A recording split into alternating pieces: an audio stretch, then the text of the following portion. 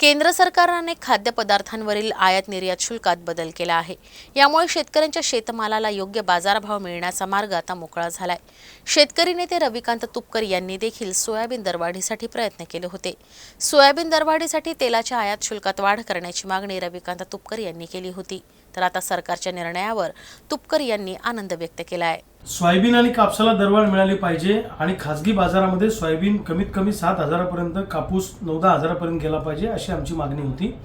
मी अन्नत्याग आंदोलन केलं।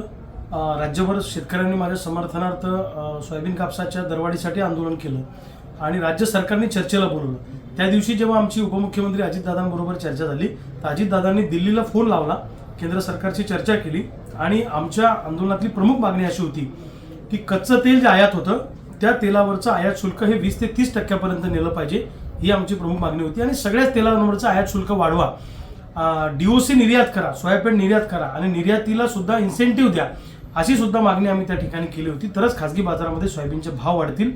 हमी भावाने जे सरकार खरेदी करत आहे त्याने काही फारसा फरक शेतकऱ्यांच्या आयुष्यात पडणार नाही आणि ती खूप किचकट प्रक्रिया आहे। तर त्या आंदोलनातली एक मागणी सरकारनं आमची मान्य केली की यामध्ये कच्च्या तेलावरचं आयात शुल्क हे 20% सरकारनं नेल्याचं काल नोटिफिकेशन काढलं आणि इतर तेलावरचं सुद्धा आयात शुल्क हे 32 ते 37% नेलं।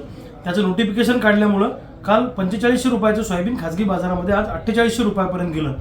थोडा बहुत दिलासा शेतकऱ्यांना मिळाला, परंतु 7,000 पर्यंत सोयाबीन जर का न्यायची असेल तर सोयाबीन निर्यातीचा निर्णय सरकारनं तातडीनं घेतला पाहिजे आणि निर्यातीला प्रोत्साहन दिलं पाहिजे अशी आमची मागणी आहे। आणि टप्प्याटप्प्यानं हे पुन्हा तेलावरचं आयात शुल्क अजून थोडं 10% वाढवलं पाहिजे। बरोबर शेतकऱ्यांचं सोयाबीन मार्केटमध्ये 6-7 हजारापर्यंत जाईल आणि कापसाच्या निर्यातीला सुद्धा प्रोत्साहन दिलं पाहिजे अशी आमची मागणी आहे। सरकारनं जो काही निर्णय घेतला थोडा दिलासा मिळाला, पण तेवढ्यावर काही आम्ही शेतकरी खुश नाही आहोत। आम्हाला भक्कम दिलासा मिळणं गरजेचं आहे, त्याच्यासाठी सरकारनं तातडीनं पावलं उचलावी अशी आमची मागणी आहे। आमचं आंदोलन रिझल्ट मिळेपर्यंत सुरूच राहणार।